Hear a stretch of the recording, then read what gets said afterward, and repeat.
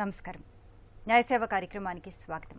ఇవాల్టి మన అంశం హిందూ వివాహ చట్టాలు న్యాయ సహాయం. ఈ అంశంపై సలహాలు సూచనలు అందించడానికి మనతో పాటు ఉన్నారు 20వ అదనపు junior civil judge city civil court Hyderabad K Sai Kiran గారు, అలాగే న్యాయవాది తేలప్రోలు శ్రీచరణ్ గారు.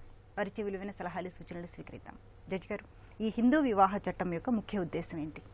ఇప్పుడు ఈ హిందూ మ్యారేజ్ యాక్ట్ అనేది ఇనాక్ట్ ఎందుకు చేశారు అంటే, దీనికన్నా ముందు అంటే 1955లో ఇది ఇనాక్ట్ చేశారు. దీనికన్నా ముందు ఏంటంటే అన్డివైడెడ్ హిందూ కోడ్ అనేది ఉండే. అంటే అన్డివైడెడ్ హిందూ కోడ్ అంటే ఒక కోడిఫైడ్ లా అనేది లేకుండే. సో దీనికోసం ఏంటంటే ఇప్పుడు మ్యారేజ్ అండ్ డివోర్స్ సిస్టమ్ దాని గురించి హిందూ మ్యారేజ్ యాక్ట్ అని, అంటే వాళ్ళ ఒక ప్రాపర్టీ సక్సెషన్ ఇన్హెరిటెన్స్ గురించి హిందూ సక్సెషన్ యాక్ట్ అని చెప్పేసి, తర్వాత adoption and maintenance related Hindu adoption and maintenance act అని, తర్వాత గార్డియన్షిప్ రిలేటెడ్ అని హిందూ గార్డియన్షిప్ యాక్ట్ అని చెప్పేసి, ఇలా డిఫరెంట్ క్యారెక్టరిస్టిక్స్ బట్టి వాళ్ళు ఏం చేశారంటే ఈ అన్డివైడెడ్ హిందూ కోడ్ని ఒక ప్రాపర్ యూనిఫైడ్ హిందూ కోడ్ కింద ఈ 4 యాక్ట్స్ అనేది ఇనాక్ట్ చేయడం జరిగింది.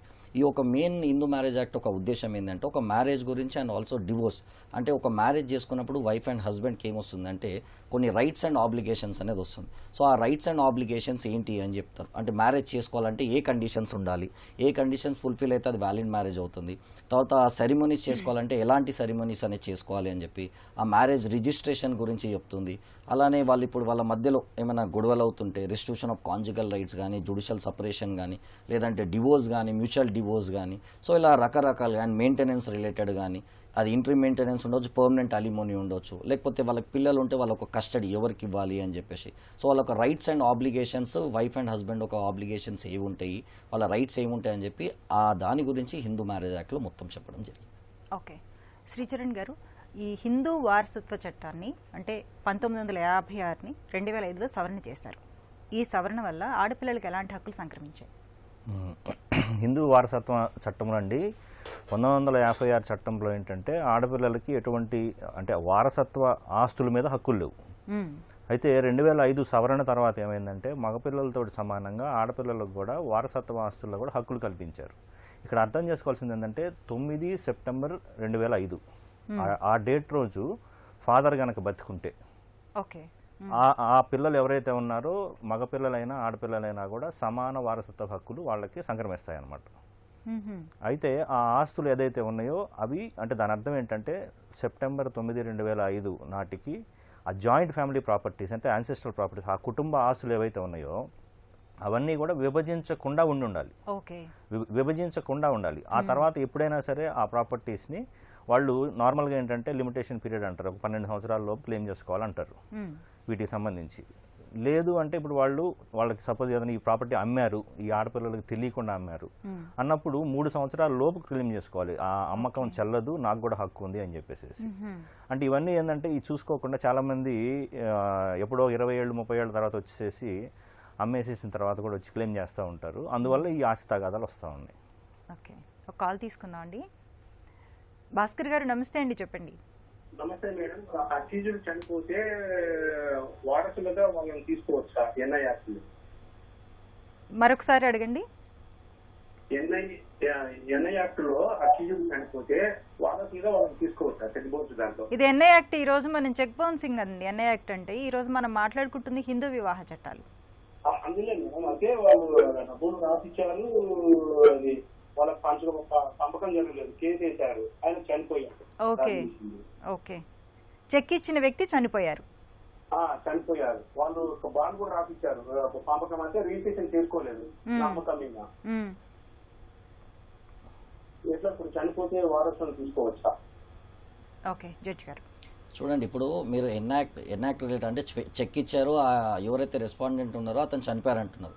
చనిపోతే వాళ్ళు ఒక లీగల్ ఎయిర్స్ అనేది వాళ్ళని తీసుకురావచ్చు. అంటే మీరు చెక్ ఇచ్చేది ఏంది? అగ్రిమెంట్ ఆఫ్ సేల్ రిలేటెడ్దా, ఏమైనా ట్రాన్సాక్షన్ రిలేటెడ్దా, డబ్బులు ఏమైనా మీరు ప్రాపర్టీ ఏమైనా కొనుక్కోవాలన్నా,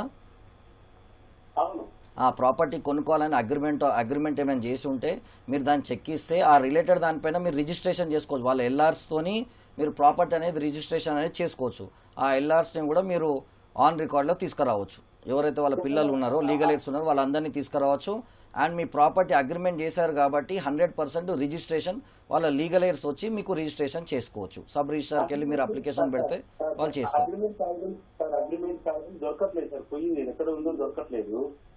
చూడండి, ఇప్పుడు అగ్రిమెంట్ ఉంటే దాన్ని బేస్ చేసుకొని మీరు సబ్ రిజిస్టర్ ఆఫీస్కి వెళ్ళి రిజిస్ట్రేషన్ చేసుకోవచ్చు వాళ్ళ లీగల్ ఎస్ ప్రకారం. సపోజ్ ఇప్పుడు మీకు ఆ అగ్రిమెంట్ ఆఫ్ సేల్ పోయింది అన్నారు అనుకోండి, మరి ఆ రిలేటెడ్ దానిపైన మీరు ఎఫ్ఐఆర్ వేసుకోవాలి, డాక్యుమెంట్ పోయిందని వేసుకోవాలి, మళ్ళీ అది దొరకలేదని చెప్పి వాళ్ళు ఒక సర్టిఫికేట్ ఇవ్వాలి. ఇదంతా ఒక ప్రొసీజర్ ఉంటుంది. అది రిజిస్టర్డ్ డాక్యుమెంట్ అయ్యి ఉంటే మీది పోయినా సరే సర్టిఫైడ్ కాపీ అన్న, even agreement of sale also need to be registered. అంటే మీరు ఏదైతే అగ్రిమెంట్ ఆఫ్ సేల్ చేసుకున్నది కూడా రిజిస్ట్రేషన్ ఉండాలి అని చెప్పి రిజిస్ట్రేషన్ యాక్ట్ చెప్తుంది. మీరు రిజిస్ట్రేషన్ చేసుకుంటే ఆ ఒరిజినల్ డాక్యుమెంట్ పోయినా సరే మీరు సబ్ రిజిస్టర్ ఆఫీస్కి వెళ్ళి సర్టిఫైడ్ కాపీ అనేది తీసుకోవచ్చు, మీ సేవకి వెళ్ళి సర్టిఫైడ్ కాపీ తీసుకోవచ్చు. ఆ సర్టిఫైడ్ కాపీ బేస్ చేసుకొని కూడా మీరు రిజిస్ట్రేషన్ అనేది చేసుకోవచ్చు. ఓకే, శ్రీచరణ్ గారు, ఈ హిందూ వివాహ చట్టం ప్రకారం భర్త నుంచి భార్యకు ఎలాంటి హక్కులు సంక్రమిస్తాయి? హిందూ వివాహ చట్టం ప్రకారం భర్త నుంచి భార్యకి ఒకసారి పెళ్లి అయిన తర్వాత నార్మల్గా ఏంటంటే భర్తకు సంబంధించిన ఆస్తిలో భార్యకి ఆటోమేటిక్గా హక్కు వస్తుంది. అంటే మనకి ఈ వారసత్వ చట్టం ప్రకారం అనుకుంటే కూడా ఏంటంటే సెల్ఫ్ ఎక్వైర్డ్ ప్రాపర్టీస్కి వచ్చేటప్పటికి ఏంటంటే ఎవరికైనా సరే వాళ్ళ ఆస్తి మీద వాళ్ళకి అనుభవించే హక్కులు ఉంటాయి. ఓకే, అట్లాగే ఇప్పుడు యాన్సెస్ట్రల్ ప్రాపర్టీ అయితేనేమో పిల్లలకి హక్కులని మాట్లాడుకున్నాం. మ్యారేజ్ జరిగినందువల్ల భార్యకి వచ్చే రైట్ ఏంటి అంటే ఆటోమేటిక్గా she will be entitled for the share in the property. Okay, భర్త ఎస్టేట్లోంచి ఆమెకి షేర్ వస్తుంది. అట్లాగే నెగ్లిజెన్స్ చూసుకోలేదు అనుకున్నప్పుడు ఆటోమేటిక్గా మీకు మన అదర్ మెయింటెనెన్స్ చట్టాలు ఉన్నాయి, లేకపోతే డొమెస్టిక్ వైలెన్స్ ఉన్నాయి, అవన్నీ కూడా ఆటోమేటిక్గా ఉంటాయి. మ్యారేజ్ జరిగినందువల్ల వైఫ్కి ఏమొస్తుంది అంటే హస్బెండ్ షేర్లోంచి ఇన్హెరిటెన్స్ ప్రాపర్టీ రైట్ వస్తుంది. అతను కనుక ఎవరికి ఇవ్వకుండా ఉంటే, ఒకవేళ కనుక అతను నెగ్లెక్ట్ చేసినప్పుడు అతని ఎస్టేట్ మీద కూడా ఆవిడ మెయింటెనెన్స్ క్లెయిమ్ చేసుకునే రైట్ కూడా వస్తుంది. ఓకే, ఒకవేళ భర్త అకస్మాత్తుగా చనిపోయారు అనుకుందాం, పిల్లలు లేరు, అప్పుడు భార్యకి ఎలాంటి అబ్సల్యూట్ రైట్ వస్తుంది. ఓకే, మొత్తం హస్బెండ్ ప్రాపర్టీ మీద అబ్సల్యూట్ రైట్ వస్తుంది. ఓకే, ఆయన స్వార్జితం మీద. మరి పూర్వీకుల ఆస్తి మీద అండి? ఆ ప్రాపర్టీ ఆ ఫ్యామిలీకి ఉంటే ఆవిడకి కూడా వస్తుంది. ఓకే, మరి కాల్ తీసుకుందాం అండి. హైదరాబాద్ నుంచి శ్రీధర్ గారు. హలో హలో ఓకే, కట్ అయినట్టు. జడ్జి గారు, ఈ 498A నుంచి మహిళలకు ఎలాంటి రక్షణ లభిస్తుంది హిందూ వివాహ చట్టం ప్రకారం? ఇప్పుడు ఈ 498 రిలేటెడ్ ఏంటంటే ఇది ఐపీసీ, ఇండియన్ పెనల్ కోడ్ ఏదైతే ఉందో ఈ ఐపీసీ రిలేటెడ్ దానిపైన. ఇది ఏంటంటే క్రుయాలిటీ అన్న దాంట్లో మీరు అడిగారు, ఇప్పుడు వైఫ్కి ఏమైనా క్రుయాలిటీ, ఇందాక సార్ చెప్పారు ఏంటి రిలేటెడ్ టు ఆమెకి ఏమైనా క్రుయాలిటీ ఉంది అంటే హరాస్మెంట్ అనేది ఉంది. అది ఫిజికల్ హరాస్మెంట్ ఉండొచ్చు, మెంటల్ హరాస్మెంట్ ఉండొచ్చు, లేకపోతే సైకలాజికల్ హరాస్మెంట్ ఉండొచ్చు, సెక్షువల్ అబ్యూజ్ ఉండొచ్చు. ఇలాంటి హరాస్మెంట్ ఉన్నప్పుడు ఆ అమ్మాయి ఏం చేయొచ్చు అంటే ఈ 498 కేసు కింద క్రిమినల్ కేసు అనేది ఫైల్ చేసుకోవచ్చు. ఇది దీనికోసం ఏంటంటే పోలీస్ స్టేషన్కి వెళ్ళిన తర్వాత వాళ్ళు ఒక కంప్లైంట్ అనేది పోలీస్ వాళ్ళకి ఇస్తారు. ఇచ్చిన తర్వాత అది ఇమీడియట్గా అంటే ఇవన్నీ దాంట్లో ఏంటంటే ప్రీ లిటిగేషన్ చేయాలి. అంటే ఏంటంటే matrimonial matters normal civil matters లాగా క్రిమినల్ మ్యాటర్స్ లాగా టేక్ కేర్ చేయకుండా దీన్ని ఏంటంటే ప్రీ లిటిగేషన్ కింద తీసుకొని దీంట్లో ఏంటంటే sensitive issues, emotions are involved కాబట్టి ఇమీడియట్గా ఎఫ్ఐఆర్ అనేది రిజిస్ట్రేషన్ చేసుకోకుండా పార్టీస్ని పిలిపించి ఆ కౌన్సిలింగ్, రీకౌన్సిలింగ్ చేసే అవకాశం అనేది ఇచ్చారు. అలా చేసిన తర్వాత కూడా ఇంకా హరాస్మెంట్ అనేది ఉంది అని చెప్పి తెలిస్తే ఎఫ్ఐఆర్ అనేది రిజిస్ట్రేషన్ అనేది జరుగుతుంది. ఓకే, ఒక కాల్ తీసుకుందాం అండి. చిత్తూరు నుంచి మాధవి గారు. హలో హలో మాధవి గారు, నమస్తే అండి, చెప్పండి. నమస్తే అండి, నేను చిత్తూరు నుంచి కాల్ చేస్తున్నాను. ఓకే అమ్మా. నాకు పెళ్ళైన తర్వాత ఒక 4 years తర్వాత మా హస్బెండ్ చనిపోయారు. మా హస్బెండ్ కి ఒక చెల్లెలు, పెళ్ళయ్యి పిల్లలు ఉన్నారు. చనిపోయిన తర్వాత అత్త మామల్ని నేనే చూసుకుంటూ నాతోనే ఉండేవారు. ఉద్యోగపరంగా నేను చెన్నైలో ఉండేదాన్ని. ఒక 3 years బ్యాక్, 2 years బ్యాక్ నాకు తెలియకుండా ఉన్న పొలంలో అది వంశపారంపర్యంగా వచ్చిన ఆస్తి, మాకు తెలియకుండా మాకు చెప్పకుండా ఆస్తి పంచకుండా అమ్మేసి వాళ్ళ కూతురికి ఇచ్చేశారు. సో మిగిలినది నా భర్తకున్న హక్కు ప్రకారం నా కూతురికి ఇవ్వమని అడుగుతున్నాను. ఇప్పటికీ ఆయన చనిపోయి 8 సంవత్సరాలైంది. నా కూతురు వయసు 10 సంవత్సరాలు. ఇవ్వకుండా ఇవ్వడం కుదరదు అంటూ మాట్లాడుతున్నారు. ఇలా మా అభిప్రాయం లేకుండా, మా సమ్మతం లేకుండా అలా ఆస్తిని ఇవ్వవచ్చా? ఓకే, మాత్రమైంది జడ్జి గారు. చూడండమ్మా, ఏదైతే మీ హస్బెండ్ ఒక ప్రాపర్టీ అంటే మీరు అన్నారు ఇది కోపాషనల్ ప్రాపర్టీ అంటే యాన్సెస్ట్రల్ ప్రాపర్టీ అన్నారు కదా, దీంట్లో మీ భర్తకి 100% హక్కు అనేది ఉంది. మీ భర్త చనిపోయా, ఎస్ అదే అర్థమైందమ్మా. సో ఆ ఆస్తి మా మామగారి పేరులో ఉంది.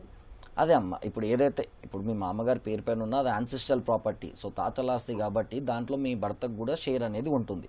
ఓకేనా? భర్తకి ఏదైతే మీ సిస్టర్ ఇన్ లా ఉన్నారు కదా, సో ఆవిడికి కూడా షేర్ ఉంటుంది, మీ భర్తకు కూడా షేర్ ఉంటుంది. మీ భర్త చనిపోయారన్నారు కాబట్టి ఆ షేర్ ఏదైతే ఉందో మీకు వచ్చే అవకాశం అనేది ఉంటుంది. ఓకేనా? అండ్ సపోజ్ ఇప్పుడు మీరేమన్నారు, ఆ ప్రాపర్టీని మీకు తెలియకుండానే, మీకు కన్సెంట్ లేకుండానే వాళ్ళు అమ్మేశారు అని చెప్పేసి అంటున్నారు. అది అమ్మేసినా సరే అది వ్యాలిడ్ కాదు, మీరు అది క్యాన్సిల్ చేసుకోవచ్చు.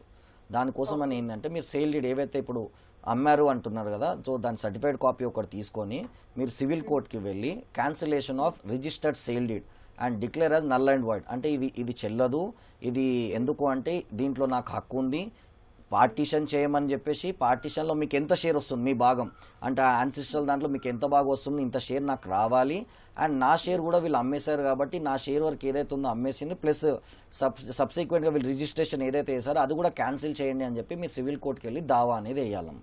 వేస్తే మీకు 100% జస్టిస్ అనేది జరుగుతుంది. ఓకే, అంటే దీనికోసం మేము నేరుగా ప్రత్యక్షంగా వెళ్తూ వస్తూ ఉండాలా? ఎందుకంటే అంటే సివిల్ మ్యాటర్ కదమ్మా, సివిల్ మ్యాటర్లో మీరు రెగ్యులర్గా వెళ్ళాల్సిన అవసరం లేదు. ఓన్లీ మీ ఎవిడెన్స్ ఎప్పుడైతే కావాలో అప్పుడు మాత్రం వెళ్ళాల్సి వస్తుంది. మీరు అడ్వకేట్ గారిని పెట్టుకుంటే సివిల్ కేసు కాబట్టి మీరు రెగ్యులర్గా వెళ్ళాల్సిన అవసరం లేదు, మీ అడ్వకేట్ గారే మొత్తం దాన్ని ఫాలో అప్ చేస్తారు. ఓన్లీ ఎవిడెన్స్ ఇవ్వడానికి మాత్రం మీరు ఒక్కసారో 2 సార్లు వెళ్ళాల్సి వస్తుందమ్మా, అంతే. Okay, thank you. మరో కాల్ తీసుకుందాం అండి. విజయవాడ నుంచి రాధ గారు. హలో. హలో, నమస్తే అమ్మ, చెప్పండి. నమస్తే అండి. చెప్పండి. నా సమస్య ఏంటంటే, నేను ఇప్పుడు మా హస్బెండ్ నుంచి సపరేట్ గా 24 years నుంచి ఉంటున్నాము. నాకు ఒక పాప ఒక బాబు. అయితే మెయింటెనెన్స్ నా వరకే ఇస్తున్నారు ప్రెసెంట్. అయితే మా బాబుకి వచ్చేసరికి షేర్ 6th షేర్ అని చెప్పేసి మా అత్త మామ కూడా ఉన్నారు. పూర్వీకుల నుంచి వచ్చిన ఆస్తులు 6th షేర్ అని అన్నారు. అది కూడా ఇంకా హ్యాండ్ ఓవర్ చేయలేదు మాకు. ఇప్పుడు మా హస్బెండ్ దగ్గర నుంచి నాకు ఓన్లీ మెయింటెనెన్స్ మాత్రమే కొద్ది మొత్తంలోనే వస్తుంది. ఇప్పుడు అతని నుంచి నేను డివోర్స్ తీసుకున్నాను అనుకోండి, ఆ ప్రాపర్టీ మా పిల్లలకి, అదే వాళ్ళకి వచ్చే షేర్ లో కూడా పిల్లలకి హక్కు ఉంటుందా లేదా? లేకపోతే నేను డివోర్స్ తీసుకోలేదు అనుకోండి, అతను వాళ్ళ షేర్ లో నాకు ఏమన్నా వాటా అనేది ఉంటుందా అనేది నాకు డౌట్. చూడండి, ఇప్పుడు ఇక్కడ మీరు డైవర్స్ తీసుకున్న దానికి తీసుకోదానికి ఎటువంటి తేడా ఉండదండి. ఏదైతే వారసత్వ రీత్యా ఆస్తి హక్కు ఉంటుందో, పిల్లలు హిందూ అన్డివైడెడ్ ఫ్యామిలీస్లో లేదా హిందూ ఫ్యామిలీస్లో పిల్లలు పుడతంతో వాళ్ళకి ఆస్తి మీద హక్కు ఏర్పడుతుంది. హెరిడిటరీ రైట్స్ అంటారు. దాని ప్రకారం ఇప్పుడు మీకు మెయింటెనెన్స్ మాత్రమే ఇస్తున్నారు, పిల్లలకి ఎటువంటి ఇవ్వట్లేదు. 1/6 షేర్ ఉంది అంటే 1/6 షేర్ ఇవ్వమని చెప్పేసి అడగండి. ఒకవేళ ఇవ్వకపోతే పార్టీషన్ దావా వేసుకొని ప్రాపర్టీస్ ఏదైతే ఉన్నాయో వాటన్నిటిలో కూడా మీ పిల్లల షేరు, అలాగే ఇప్పటివరకు ఆ ప్రాపర్టీ మీద ఏదైతే ఆదాయం కూడా మీరు కోల్పోయారో ఆ ఆదాయాన్ని కూడా అడగవచ్చు ఆ కేసులో. అది ఎలా చూపించగలుగుతాం మేము? మీరు సుమారుగా చెప్పాలి అంటే 1 ఎకరా ల్యాండ్ ఉంటే ఇంత వస్తుంది, లేదంటే ఒక ప్రాపర్టీకి ఇంత రెంట్ వస్తుంది, కాబట్టి ఈ రెంట్లో నుంచి మా 1/6 షేర్ మాకు రావాలి కాబట్టి ఇప్పటివరకు మాకు ఇవ్వట్లేదు కాబట్టి ఆ డబ్బులు కూడా కలిపి ఇవ్వమని కూడా మీరు కోర్టులో అడగవచ్చు. మీరు అక్కడ లోకల్లో మీకు సంబంధించి పరిచయం ఉన్న ఒక లాయర్ గారిని కలవండి, కలిసి మీ ఆస్తి మొత్తం ఎక్స్ప్లెయిన్ చేస్తే 1/6 షేర్ కోసం అని చెప్పేసి మీరు ముందు నోటీస్ ఇచ్చి వాళ్ళని అడిగి, వాళ్ళు కనుక మీకు రెస్పాండ్ అవ్వకపోతే అప్పుడు కోర్టుకు వెళ్ళండి. అంటే కోర్టు నుంచి అది వాళ్ళు శాంక్షన్ చేశారు 1/6 షేర్ అనేది పార్టీషన్ ఎగ్జిక్యూట్ చేసుకోండి. అదే ఇప్పుడు శాంక్షన్ చేసిన తర్వాత కూడా ఇవ్వకపోతే ఎగ్జిక్యూషన్ పిటిషన్ వేయాలి. అది జరుగుతుంది. ఇప్పుడు ఏంటంటే సమస్య ఏంటంటే, ఇప్పుడు నేను మీరు డివోర్స్ తీసుకునేదానికి ఆస్తిలో నుంచి వాటా ఉంటుందా? అట్లా కాదండి, ఇప్పుడు మీరు డైవర్స్ తీసుకున్నా డైవర్స్ తీసుకోకపోయినా ఇప్పుడు మీకు వచ్చే మెయింటెనెన్స్, మీ ఇన్హెరిటెన్స్ మీరు ఆల్రెడీ క్లెయిమ్ చేసుకుంటున్నారు. అందులో ఆస్తిలో వాటా అంటే ఆయన సెల్ఫ్ ఎక్వైర్డ్ ప్రాపర్టీలో ఆయన కనుక లేకపోతే మీకు వస్తుంది తప్ప, యాన్సిస్ట్రల్ ప్రాపర్టీలో పిల్లలకే వస్తుంది. పిల్లలకే వస్తుంది. పిల్లలకి ఆల్రెడీ 1/6 షేర్ ఉంది కాబట్టి మీరు డైవర్స్ సంబంధమే లేదు అసలు. ఒకవేళ కనుక డైవర్స్ తీసుకొని యాన్సిస్టర్ రీమ్యారేజ్ చేసుకున్నా కూడా హెరిడిటరీ రైట్స్ లేదంటే ఇన్హెరిటెంట్ రైట్స్ అనేది ఆటోమేటిక్గా ఎప్పుడైనా క్లెయిమ్ చేసుకోవచ్చు. ఇప్పుడు మీరు డైవర్స్ తీసుకొని మళ్ళీ రీమ్యారేజ్ చేసుకున్నా కూడా మీకు వచ్చే హక్కు లేదని ఉంటే ప్రాపర్టీ మీద వస్తాయి, కానీ ఇక్కడ అది కాదు పాయింట్. ఇక్కడ ఆల్రెడీ ఇప్పుడు పిల్లలకి ఆల్రెడీ 1/6 షేర్ డివైడ్ అయిపోయి ఉంది. ఆ ప్రాపర్టీ మీరు తీసుకోవాలి తప్ప మీరు మ్యారేజ్ డైవర్స్ తీసుకున్నా లేదా మీరు ఇలా ఉన్నా కూడా మీకు ప్రాపర్టీ మీద హక్కులు లేకపోతే రావు, ఉంటే వస్తాయి అట్లా. అదే తెలియటం లేదు నాకు, అది హక్కు ఉందా లేదా అనేది నాకు ప్రాపర్టీ మీద. అంటే ఇప్పుడు యాజ్ ఎ వైఫ్ మీకు ఆల్రెడీ హస్బెండ్ బతుకున్నప్పుడు ఆల్రెడీ పిల్లలకి 1/6 షేర్స్ వాళ్ళ ఇన్హెరిటెడ్ షేర్స్ వాళ్ళకి ఇచ్చినప్పుడు మీకు ఎక్స్ట్రా రైట్ ఏమీ రాదు అట్లా. మరి కాల్ తీసుకుందాం అండి. హైదరాబాద్ నుంచి విజయ్ గారు. హలో హలో మేడం, నమస్తే. నమస్తే అండి, చెప్పండి.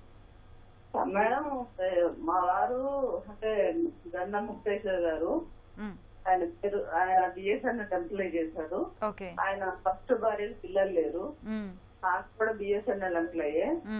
ఆమె చనిపోయి 4వ సంవత్సరము.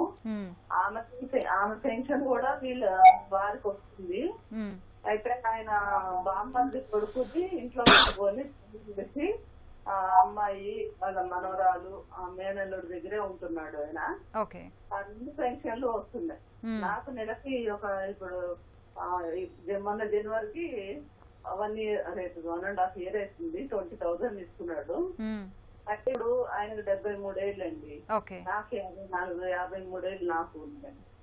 అయితే ఇప్పుడు ఆయన నా పేరు పెన్షన్ లో ఎక్కిస్తే ఆయన ఫస్ట్ భార్య పెన్షన్ పోద్దంటారా? ఓకే జడ్జి గారు చూడండి, ఇప్పుడు పెన్షన్ దాంట్లో రిలేటెడ్ దానిపైన ఆల్రెడీ డిపెండెన్స్ అని చెప్పేసి ఉంటుంది. అంటే వాళ్ళు రిటైర్మెంట్ అయ్యే టైంలోనే పెన్షన్ డీటెయిల్స్ ఇస్తారు. అంటే వాళ్ళ సర్వీస్లు రికార్డులో వాళ్ళ డీటెయిల్స్ అన్ని మెన్షన్ చేసి ఉంటుంది. ఏముంది, భార్య ఎవరు, పిల్లలు ఎవరు అని చెప్పి రాసి ఉంటుంది. సో ఎప్పుడైతే పెన్షనర్ చనిపోగానే ఫ్యామిలీ పెన్షన్ అనేది స్టార్ట్ అవుతుంది. ఆ ఫ్యామిలీ పెన్షన్ ఎవరికి ఇస్తారంటే ఫస్ట్ భార్య ఎవరైతే ఉన్నారో ఆ భార్య లీగల్ పేరు ఎవరైతే ఉందో వాళ్ళ పేరు పైనే పెన్షన్ అనేది ఉంటుంది లీగల్గా.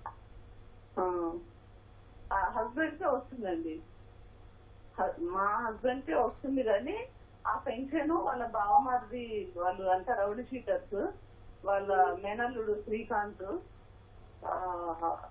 వాళ్ళ ఫాదర్ వచ్చి యాదగిరి, నల్ల యాదగిరి, అమ్మవారిపేట గోల్నాకలు ఉంటారు. వీళ్ళు రౌడీ షీటర్స్ అన్నమాట. వాళ్ళకి భయపడి ఆయన నా పేరు ఎక్కించట్లేదు పెన్షన్ లో. నాకు 2 పాపలు, ఒక పాప వచ్చి 25 years, ఒక పాప వచ్చి 23 years.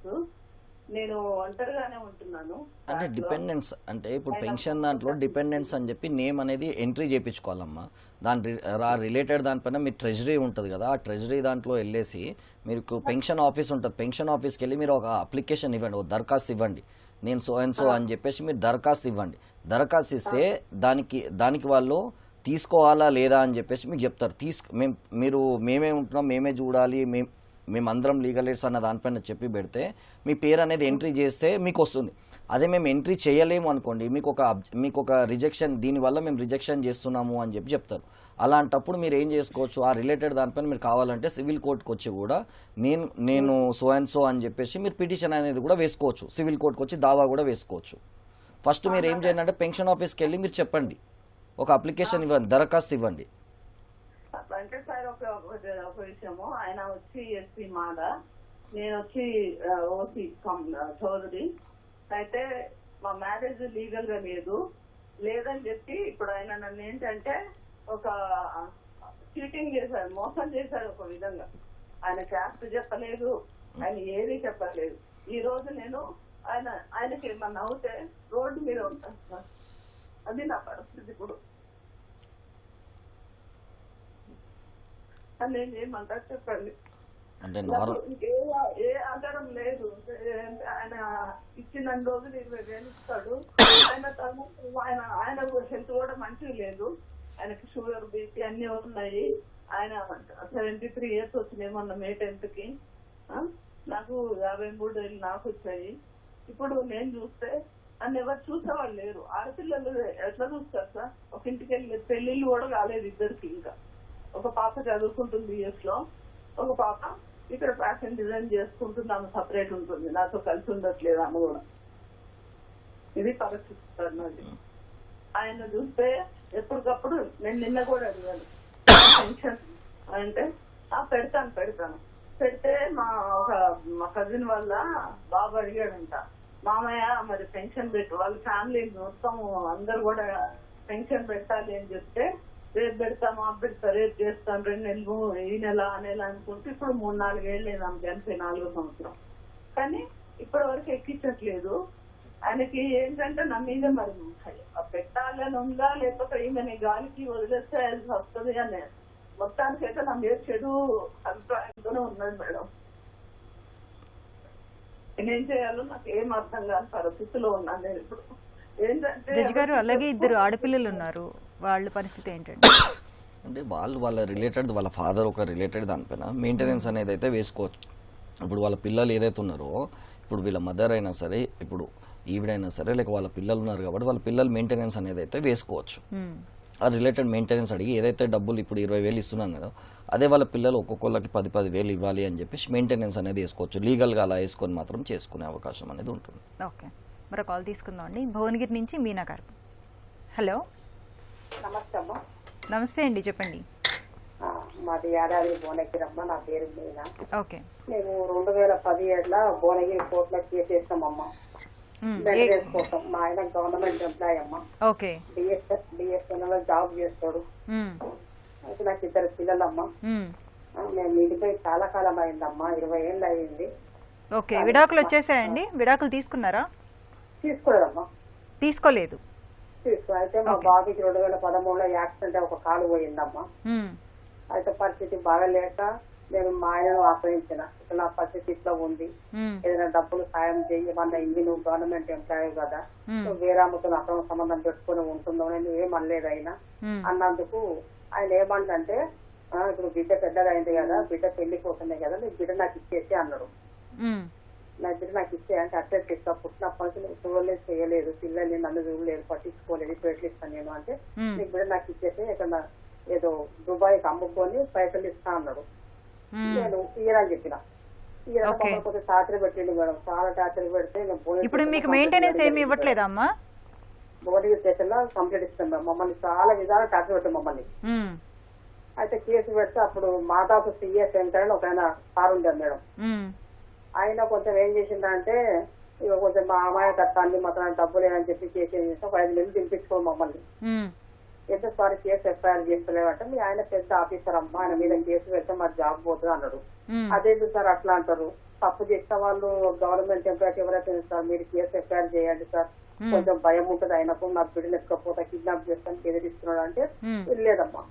అప్పుడు సిపి మహేష్ భగవత్కి ఎల్బీ నగర్ లో కంప్లైంట్ ఇస్తామ్మా. ఓకే, అప్పుడు కంప్లైంట్ ఇస్తే అప్పుడు ఎఫ్ఐఆర్ చేసిండమ్మా. ఎఫ్ఐఆర్ చేసిండు, నా పిల్లలు కాదు, నా బిడ్డ కాదు, అది కాదని కొన్ని రోజులాగా నటించాడు, చేసిండు. బిడ్డ కాదు, అది కాదంటే ఇప్పుడు మీకు మెయింటెనెన్స్ వస్తుందమ్మా? మెయింటెనెన్స్ ఇస్తున్నారా మీకు? లేదమ్మా, ఏది లేదు. ఎట్లా అంటే అమ్మా, 2017 నుంచి కోర్టులో కేసేసినమ్మా. ఒక లాయరు, రైమ్ లాయర్ అమ్మ, పెద్ద లాయరే. నేను కేసు వేస్తే ఆయన 3 ఏళ్ళు దింపించుకున్నామమ్మా కోర్టుకు. ఓకే, మీ సమస్య అర్థమైంది లాయర్ గారు. ఇంకొక విషయం అన్నారు, ఆవిడ వాళ్ళ హస్బెండ్ ఆ పాపని దుబాయ్కి అమ్మేసుకుంటాం అనేది. అంటే ఇప్పుడు మీరు ఆల్రెడీ మీరు చెప్పిన దాని ప్రకారము మీ హస్బెండ్ ఏదైతే అన్నారో దానికి సంబంధించి ఆల్రెడీ ఎఫ్ఐఆర్ చేశారని మీరు చెప్పారు. ఆ ఎఫ్ఐఆర్కి సంబంధించి ఆ క్రిమినల్ కేసు ఏదైతే ఉందో అది విచారిస్తారు, అది పోలీసు వాళ్ళు చూసుకుంటారు. ఇప్పుడు మీకు వచ్చిన సమస్య ఏంటంటే, మీ అబ్బాయికి ఒక కాలు లేదన్నారు, అటనే పాప పెళ్లికి వచ్చింది అన్నారు, మీకు మెయింటెనెన్స్ లేదన్నారు. మీకు ఏం చేస్తారంటే, మీరు ఒక పిటిషన్ వేసుకోవచ్చు కోర్టులో, వీళ్ళ పిల్లల మ్యారేజ్ బాధ్యతలు కానీ, లేకపోతే మీ అందరి ఆలనా పాలనా చూసుకోవాల్సిన బాధ్యత ఖచ్చితంగా భర్తకు ఉంటుంది. అందులో ఆయన మంచి ఉద్యోగంలో ఉన్నాడు, లేకపోతే మంచి పొజిషన్లో ఉన్నాడని చెప్తున్నారు కాబట్టి, మీకు ఏదన్నా ఇబ్బంది ఉంటే లీగల్ సర్వీస్ అథారిటీ అని చెప్పేసి ప్రతి జిల్లా కోర్టులో కూడా ఉంటుంది. అక్కడికి పోయేసేసి మీ సమస్య మీరు వివరించుకుంటే, మీకు వాళ్ళు సరైన పద్ధతిలో అక్కడ డైరెక్టర్ గారు ఉంటారు, మీకు చక్కగా సజెస్ట్ చేసి మీకు ప్రాపర్గా కేసు వేసి పెడతారు. మీరు ఆ డీటెయిల్స్ అన్ని ఇచ్చి అక్కడ కలవండి, మీకు న్యాయం జరుగుద్ది. భువనగిరి ప్రతి జిల్లా కోర్టులోనే ఉంటారు. సరే అమ్మా, ఇప్పుడు మనం ఆ మాటలు మాట్లాడుకున్న వల్ల ఉపయోగం లేదు కదా. మీకు పరిష్కారం లీగల్గా ఎలా అవ్వాలి అనేది మనకు అర్థం కావాలి. మీరు జిల్లా లీగల్ సర్వీస్ అథారిటీ అధికారి గారిని కలవండి, మీకు ఖచ్చితంగా మీకు గైడ్ చేసి ఎలా చేసుకోవాలో చెప్తారు. మరో కాల్ తీసుకుందాం అండి. హైదరాబాద్ నుంచి రాజ్ కుమార్ గారు. హలో, నమస్తే మేడం. నమస్తే అండి, చెప్పండి. మేడం, డౌట్ ఏంటంటే, ఇప్పుడు షెడ్యూల్ ట్రైబ్స్ కి హిందూ మ్యారేజ్ యాక్ట్ అప్లై అవుతుందా? లంబాడి సోదరులు, ఓకే, ఇద్దరు కపుల్స్ లంబాడి సోదరులు అయినప్పుడు హిందూ మ్యారేజ్ యాక్ట్ అప్లై అవుతుందా? జడ్జి గారు చూడండి, హిందూ మ్యారేజ్ యాక్ట్లో సెక్షన్ 2 దాంట్లో ఏం చెప్తారంటే, షెడ్యూల్ ట్రైబ్స్కి అనే దాంట్లో హిందూ మ్యారేజ్ యాక్ట్ అనేది అప్లికేబుల్ కాదు అని చెప్పి చెప్తారు. కానీ దాంట్లో కూడా ఏం చెప్పారంటే, ఏదైతే సెంట్రల్ గవర్నమెంట్ ఒక గెజెట్ అనేది రిలీజ్ చేస్తుంది, as per article 366 sub class 25 ప్రకారం అయితే ఎవరి లిస్ట్ అయితే షెడ్యూల్ క్యాస్ట్ అనేది ఆ లిస్ట్లో ఉంటుంది, వాళ్ళందరికీ మాత్రం హిందూ మ్యారేజ్ యాక్ట్ అనేది అప్లికేబుల్ అనేది ఉంటుంది. మేము ఆ లిస్ట్లో వస్తామండి, లంబాడి సోదరులు ఆ లిస్ట్లో వస్తారు కాబట్టి మీరు హిందూ మ్యారేజ్ యాక్ట్ అప్లికేబుల్ అవుతుంది. మీరు అది అప్లికేబిలిటీ ఉంది అని చెప్పి సెక్షన్ 2లో మీకు ఎక్స్క్లూజివ్గా ఆ ప్రొవిజన్ అనేది కూడా ఉంది. సో మీకు హిందూ మ్యారేజ్ యాక్ట్ అనేది అప్లికేబుల్ అవుతుంది. ఉంది అని చెప్పండి. అప్లికబిలిటీ లేదని చెప్పి మేము ఫైట్ చేస్తున్నామండి. లేదు మీకు అలా తీసుకున్నామని కాల్ చేస్తాను.